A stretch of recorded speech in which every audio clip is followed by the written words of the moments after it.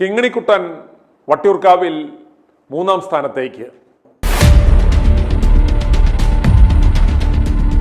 വട്ടിയൂർക്കാവിൽ മത്സരം കടുക്കുകയാണ്. യഥാർത്ഥ മത്സരം പക്ഷേ LDFും BJPയും തമ്മിലാണ്.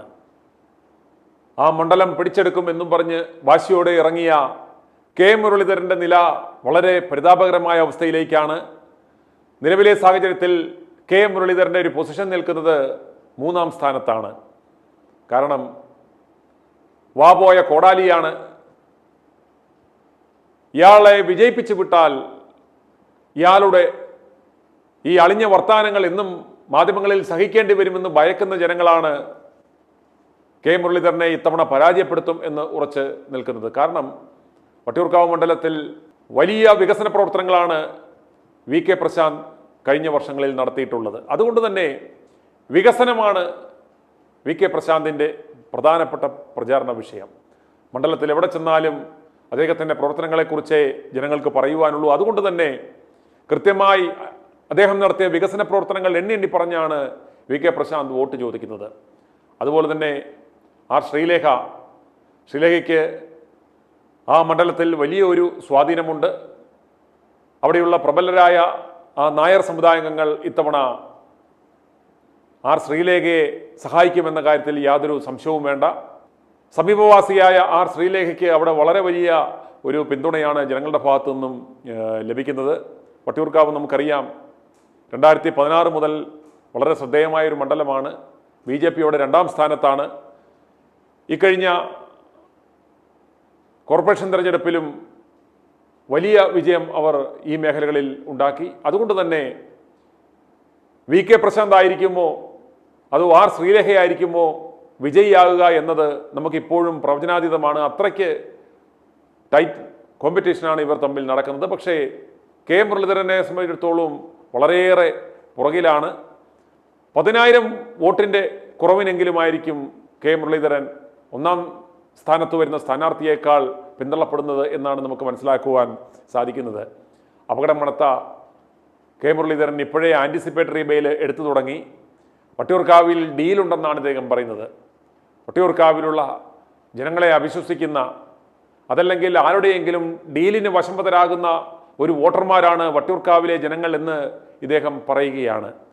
കെ മുരളീധരൻ മാധ്യമങ്ങളെ കണ്ടപ്പോൾ പറഞ്ഞ ആ വിടുവ കാണുക. ഇവിടുത്തെ ഒരു സ്ഥിതിവിശേഷം കാണാൻ കഴിഞ്ഞത്, പ്രതിപക്ഷ നേതാവ് പറഞ്ഞൊരു ഡീല് അതിവിടെ പ്രത്യക്ഷത്തിൽ കാണാനുണ്ട്, വട്ടിയൂർക്കാവിലും കാണുന്നുണ്ട്. കാരണം BJPയുടെ ചില കൗൺസിലർമാർ പകല് ശ്രീലേഖയ്ക്ക് വേണ്ടി ഇറങ്ങുകയും രാത്രി പ്രശാന്തിന് വേണ്ടി പ്രവർത്തിക്കുകയും ചെയ്യുന്നുണ്ട്. അത് വളരെ വ്യക്തമായിട്ടുള്ള ചിത്രം തന്നെ ഞങ്ങളുടെ കയ്യിലുണ്ട്. ഇനിയിപ്പോൾ അവർ വല്ല വെല്ലുവിളിക്കുകയാണെങ്കിൽ പേരും പറയാം. അതിന് ഇപ്പോൾ ഏതായാലും പേര് പറയുന്നില്ല. അപ്പോൾ ഇങ്ങനെയുള്ള സംഭവങ്ങളുണ്ട്. കാരണം പല ആളുകളും എന്നോട് പറഞ്ഞിട്ടുണ്ട്. അപ്പോൾ അതിനിപ്പോൾ പ്രത്യുവാരായിട്ട് തിരുവനന്തപുരം സെൻട്രലിൽ ഒരു ദുർബലനായിട്ടുള്ള സ്ഥാനാർത്ഥിനെയാണ് LDF സ്ഥാനാർത്ഥിയാക്കിയിട്ടുള്ളത്. അവിടെ ഇപ്പം മത്സരം CP ജോണും കരമന ജയനുമായിട്ടാണ്. അപ്പോൾ ഇവിടെയൊക്കെ ഡീലിൻ്റെ ഭാഗമാണ്. അത് പ്രത്യക്ഷത്തിൽ തന്നെ ഞങ്ങൾക്ക് കാണുന്നുണ്ട്. KPCC പ്രസിഡന്റ് ആയിരുന്നപ്പോൾ ഈ കെ മുരളീധരൻ ആരായിരുന്നു, എങ്ങനെയായിരുന്നു ഇയാളുടെ പ്രവർത്തന ശൈലി എന്ന് മുതിർന്ന കോൺഗ്രസ് നേതാവായ രാജ്മോഹൻ ഉണ്ണിത്താൻ തന്നെ പറയുന്നത് കേൾക്കുക. ഇപ്പോഴും ഈ രാജ്മോഹൻ ഉണ്ണിത്താൻ്റെ അഭിപ്രായം ഇതുതന്നെയാണ്. അയാൾ നിലപാട് മാറ്റാത്ത ആളാണെന്നാണ് അയാൾ അവകാശപ്പെടുന്നത്.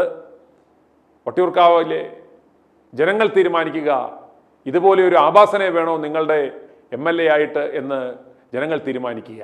പക്ഷെ മുരളീധരൻ ആണായി ജനിച്ച കേരളത്തിന്റെ ഭാഗ്യം. പെണ്ണായിട്ടാണ് ജനിച്ചിരുന്നെങ്കിൽ കേരളത്തിൽ അറിയപ്പെടുന്ന ഒരു വേശ്യയായി മാറുമായിരുന്നു ഇയാൾ. ആണായി ജനിച്ചത് നമ്മുടെ ഭാഗ്യമാണ് ഈ കോൺഗ്രസ് പാർട്ടിയിൽ. ഇല്ലെങ്കിൽ ഇയാൾ ഈ പാർട്ടിയെ നാട്ടി തന്നെ പെണ്ണായിരുന്നെങ്കിൽ. എനിക്കറിയാം മുരളീധരൻ ആരാന്ന്. മുരളീധരൻ പ്രസിഡന്റ് ആയിരിക്കുമ്പോൾ ഇവിടെ സ്ത്രീകളുടെ പ്രവാഹമായിരുന്നു. മുരളീധരൻ പ്രസിഡന്റ് ആയിരിക്കുമ്പോഴും തിരുവനന്തപുരത്ത് ഈ KPCC ഓഫീസിനകത്ത് ഒരു കൊച്ചു മുറിയുണ്ട്. ആ മുറിയുടെ വാതിൽ അടയ്ക്കണമെങ്കിൽ അല്ലാക്ക കസം അബൂക്ക കുസും അടയ്ക്കൂ ഡെനീസേ എന്ന് പറഞ്ഞാൽ അത് അടയ്ക്കും. അല്ലാക്ക കസം അബൂക്ക കുസും തുറക്കൂ ഡെനീസേ എന്ന് പറഞ്ഞാൽ അത് തുറക്കും. എത്രയോ KPCC പ്രസിഡന്റുമാർ ഇവിടെ ഇരുന്നു. ഈ കെട്ടിടം വിലയ്ക്ക് വാങ്ങിച്ചത് CV പത്മരാജൻ. അന്നൊരു നേതാവും ഈ കൊച്ചുമുറിയിൽ രഹസ്യ സംഭാഷണം നടത്തിയത് ഞങ്ങൾക്കറിയില്ല. അന്നൊന്നും മണിക്കൂറുകൾ ബന്ധിച്ചിട്ടില്ല. അന്നൊന്നും ഈ കൊച്ചുമുറിക്കകത്ത് ഒരു കുമ്പസാര കൂടെന്നാ പറയുന്നേ.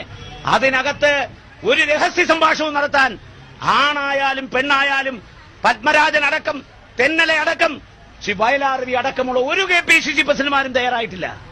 ഇയാൾക്ക് മാത്രം എന്താ ഈ രഹസ്യം? പാർട്ടി പ്രവർത്തകന്മാരോട് രഹസ്യം പറയുമ്പോൾ എന്തിനാ കുറ്റിയിടുന്നത്? ഞങ്ങൾക്കറിയണം. ഒരിക്കൽ ഒരു പാർട്ടി പ്രവർത്തകയുമായി ഡിസ്കഷൻ കഴിഞ്ഞ് പുറത്തിറങ്ങിയ അന്നത്തെ KPCC പ്രസിഡന്റ് മുരളീധരൻ അദ്ദേഹത്തിന്റെ പ്യൂൺ ഡെന്നിസിനോട് ചൂടായി. പൈപ്പിൽ വെള്ളമില്ല, എന്താ വെള്ളമില്ലാത്തെന്ന് പറഞ്ഞ് ചൂടായപ്പോ ഡെന്നീസിനോട് ഞാൻ പറഞ്ഞു ഇത്തരം ഡിസ്കഷൻ കഴിയുമ്പോ പൈപ്പിൽ വെള്ളമില്ലെങ്കിൽ ബക്കറ്റിലെങ്കിലും വെള്ളം വെക്കണം. എന്തായാലും തോൽവി ഉറപ്പിച്ച് നാണംകെട്ട പരാജയം ഏറ്റുവാങ്ങും, 3ാം സ്ഥാനത്തേക്ക് പിന്തള്ളപ്പെടും എന്നുറപ്പിച്ച ആ കെ മുരളീധരന്റെ ജൽപ്പനങ്ങൾ ഇനി വരും ദിവസങ്ങളിൽ കടുക്കും എന്ന കാര്യത്തിൽ യാതൊരു സംശയവും വേണ്ട. ഇതുപോലെ ഡീല് പോലെയുള്ള ആരോപണങ്ങളുമായി ഇയാൾ വീണ്ടും വരും, ഉൾപ്പില്ലാതെ. i2i News, an eye for truth. i2i News subscribe ചെയ്തിട്ടില്ലാത്തവർ ഇപ്പോൾ തന്നെ സബ്സ്ക്രൈബ് ചെയ്യുക. നോട്ടിഫിക്കേഷൻ ലഭിക്കുവാൻ ബെൽ ബട്ടണും അമർത്തുക.